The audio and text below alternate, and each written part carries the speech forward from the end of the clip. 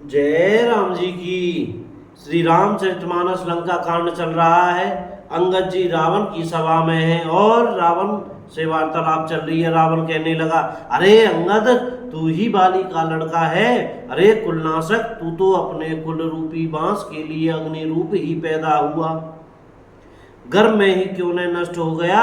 तू व्यर्थ ही पैदा हुआ, जो अपने ही मुंह से तपस्वियों का दूत कहलाया।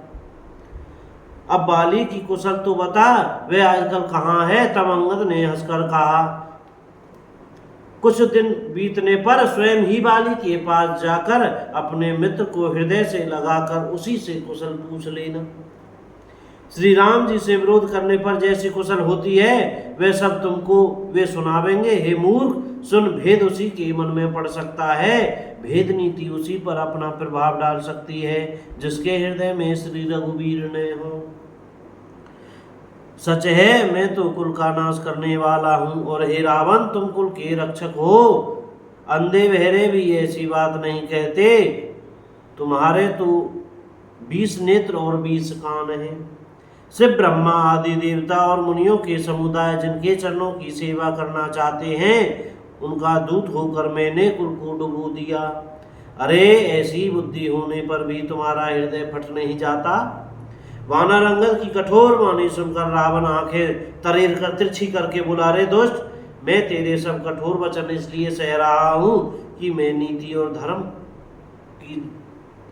धर्म को जानता हूं, उन्हीं की रक्षा कर रहा हूं। अंगद ने कहा, तुम्हारी धर्मशीलता मैंने भी सुनी है।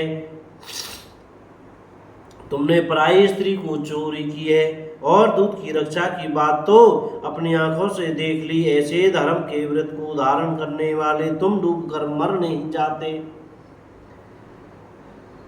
नाक कान से रहित बहन को देखकर तुमने धर्म विचार कर ही तो क्षमा कर दिया था। तुम्हारी धर्मशीलता जग जाहिर है। मैं भी बड़ा भाग्यवान हूं जो मैंने तुम्हारा दर्शन पाया। रावण ने कहा, अरे वज्र जंतु वानर, अरे जड़ जंतु वानर, व्यर्थ बक बक न कर। अरे मूर्ख, मेरी भुजाएं तो देख। ये सब लोकपालों के विशाल बल रूपी चंद्रमा को घिसने के लिए राहु हैं। फिर तूने सुना ही होगा कि आकाश रूपी तालाब में मेरी भुजाओं रूपी कमलों पर बसकर शिवजी सहित कैलाश हंस के समान शोभा को प्राप्त हुआ था। अरे अंगद, सुन, तेरी सेना में बता ऐसा कौन योद्धा है जो मुझसे भिड़ सकेगा। तेरा मालिक तो स्त्री के वियोग में बलहीन हो रहा है और उसका छोटा भाई उसी के दुख से दुखी और उदास है। तुम और सुग्रीव दोनों नदी के तट के वृक्ष हो। रहा मेरा छोटा भाई विभीषण, सो वह भी बड़ा डरपोक है, मंत्री जामवान, बहुत बूढ़ा है। अब वह लड़ाई में क्या चढ़ उद्धत हो सकता है। नंदनील तो शिल्प कर्म जानते हैं, वे लड़ना क्यों जाने। हाँ, एक वानर जरूर महान बलवान है जो पहले आया था और जिसने लंका जलाई थी।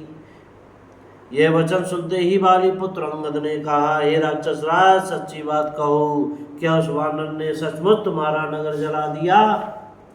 रावण जैसे जग विजयी योद्धा का नगर एक छोटे से वानर ने जला दिया। ऐसे वचन सुनकर उन्हें सत्य कौन कहेगा।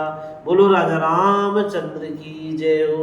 और श्री हनुमान जी महाराज की जय हो। अपने अपने गुरु महाराज की जय। सब संत भक्तन की जय। जय श्री सीताराम, राधे श्याम। बोल चमेली वन धाम की जय हो। श्री वृंदावन धाम की जय हो। जय सिया राम। राम राम भैया। बोलने में, पढ़ने में, कहने में भैया हमसे कोई गलती हो गई हो तो बार बार क्षमा करते रहिएगा। सीताराम बोलते रहिएगा। जय राम जी की।